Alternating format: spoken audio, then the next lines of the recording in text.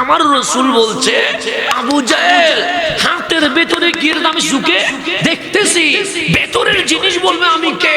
আবু জাহেল বলে অসম্ভব। আমার নবী বলে তোর জন্য যেটা অসম্ভব, পৃথিবীর জন্য যেটা অসম্ভব, এটা আমার জন্য সম্ভব। আবু জাহেল বলে বলুক না আপনি কে। আমার নবী বলেন ইয়া হাজার, এই পাথর, কল বল মান আনা, আমি কে। আবু জাহেলের পাথর বলছে আসসালাতু ওয়াসসালামু আলাইকা ইয়া রাসূলুল্লাহ, আনতা হাবিবুল্লাহ, আপনি অন্য কেউ নয়, আল্লাহর হাবিব। দুনিয়াবাসীকে মুক্তি দেওয়ার জন্য এই জমিনে তাশরীফ নিয়ে এসেছেন। যেখানে পাথর বলতেছে আনতা রাসূলুল্লাহ, আপনি রহমতুল্লিল পাথর বলার পরেও আবু জাহেল ঈমান আনছে। কেন আনে নাই? হেদায়েত নাই। কেন আনে নাই? হেদায়েত নাই। হেদায়েত আপনি দিতে পারবেন না। আমরা দাওয়াত দিতে পারবো, কিন্তু আমরা কাউরে জোর করে মুসলমান বানাইতে পারবো? পারবো না। মিলাদুন নবী সাল্লাল্লাহু আলাইহি ওয়াসাল্লাম আপনি পালন করবেন, যারা করে না তাদেরকে আমি জোর করতে পারবো না? জোর করতে পারবো না। আমারটা আমি করব, আমার ভাইয়ের যদি ভালো না লাগে ওনারটা উনি করবে না। কিন্তু আমরা বলতে চাই আপনাকে যেমন জোর করার অধিকার নাই, আমাদেরকে বাধা দেওয়ার অধিকার। এখানে কথা হচ্ছে আমার জোর করার কি নাই, আর ওনার বাধা দেওয়ার কি নাই, অধিকার নাই। যার যার কাজ সে করবে। কাল হাসরে আমার হিসাব আমাকে দিতে হবে, ওনার হিসাব ওনাকে দিতে হবে। আর কোন ঝামেলা আছে? ঝামেলা নাই তো। যার যার গায়ে শেষে ঝগড়া করার দরকার আছে না? দরকার নাই। আমি যেটা বুঝি, আমি যেটা বুঝতেছি ইসলাম, সেটা আপনাদেরকে জানাইয়া দিলাম। ঝগড়া করার দরকার নাই। আমি মানি না, আপনি ঘুমান। আমি করি হিসাব নিবে কে? আলাইসাল্লাহু বিহাকামিল হাকিমিন, বিচার করবে আল্লাহ। আমার কাছে আল্লাহর সামনে জবাব দিয়ে তার আওতায় আসতে হবে, কিন্তু বান্দার সামনে জবাব দেওয়ার দরকার নেই। কথা ঠিক আছে না? তাহলে আজামিলা আছে নাই? এখন বলেন হেদায়েতের মালিককে।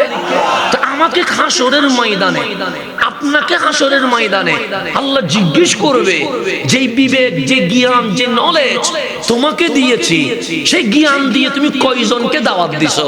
জিজ্ঞেস করবে কয়জনকে দাওয়াত দিয়েছো, কয়জনকে মুসলমান বানাইছো না? কেন? মুসলমান বানানো আমাদের কাজ না, দাওয়াত দেওয়া আমাদের কাজ। হেদায়েতের মালিককে মুয়াজ্জিন হাইয়া আলাস সালাহ বলতে পারবে, কিন্তু চায়ের দোকান থেকে গলা দড়ি মসজিদে আনতে পারবে না। মুয়াজ্জিন আস-সালাতু খায়রুম মিনান নওম বলতে পারবে, কিন্তু বিছানায় এক বালতি পানি মারে দিয়া তারে মসজিদে টানিয়ে আনতে পারবে না। কারণ তার কাজ ডাকা, জোর করা, এটা মুসলমানের কাজের মধ্যে পড়বে। এখন আসেন গভীর মনোযোগ। তাহলে হেদায়েতের মালিককে তা আল্লাহ বলছে হাবিব মুসলমান হইছে কত? 700। তো ইসলাম এটাও নূর, কোরআন এটাও নূর, নবী এটাও নূর, পবিত্র জিনিস। তো পবিত্র জিনিসের সাথে অপবিত্র কখনো মিলবে? মিলবে না। পাকের সাথে নাপাক মিলবে? পানির সাথে সোয়াবিন তেল মিলবে? মিলবে না। তো আল্লাহ বলছে যারা নাপাক ভিতরে উপরে, তারা কখনো ইসলাম নূর এটার সাথে মিলতে পারবে না। সেজন্য হাবিব যাদের কলব আমি আল্লাহর কাছে পছন্দ হয়েছে, আমি আল্লাহ তাদেরকে হাবিবুল্লাহর সাহাবী হিসেবে কবুল করে ফেলেছে। এখন আমার নবীর সাহাবী কয়জন বললাম? কয় বছর বয়সে? 53 বছর বয়সে। কয় বছর বয়সে? আল্লাহ বলতেছেন ইয়াসরাবে চলে যা। কোথায় চলে যাবে?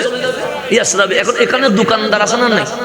তার বাড়ি এখানে, তার ব্যবসা এখানে। এখন আমি যদি তারে বলি তুমি ঢাকায় চলে যা, ওর কি ঢাকায় কোনো পরিচিত কেউ আছে? নাই। ওর ফ্যামিলি আছে? নাই। ওর চাকরি দিবে এমন কেউ আছে? তো আমি যদি বলি তুমি ঢাকায় চলে যাও, হে বলবো হুজুর সম্ভব না। কেন?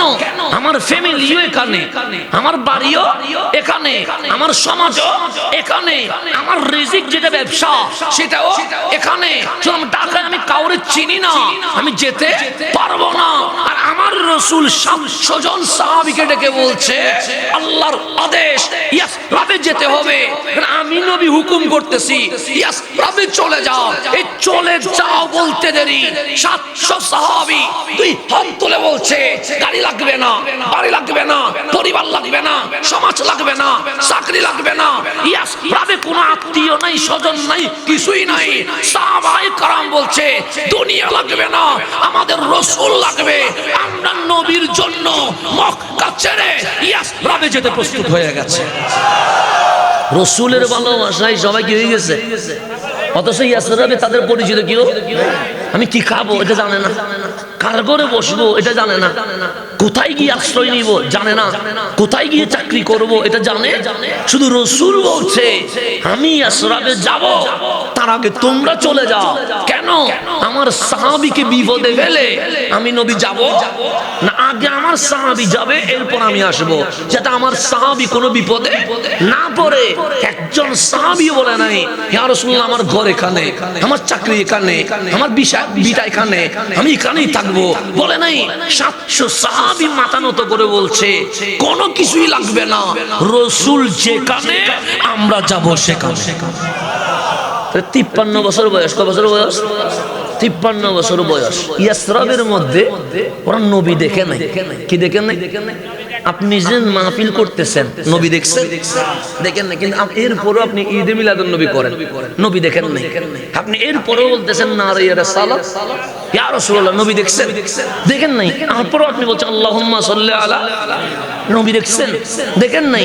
এরপরও আপনি বলছেন ইয়া নবী সালাম, নবী দেখছেন? দেখেন নাই। অথচ নবী না দেখে আপনি নবীর প্রেমে এত পাগল হয়ে গেছেন, এত কিছু বলার পরেও আপনি বলছেন সব বাদ দিতে পারবো কিন্তু নবী বাদ দিতে পারবো না।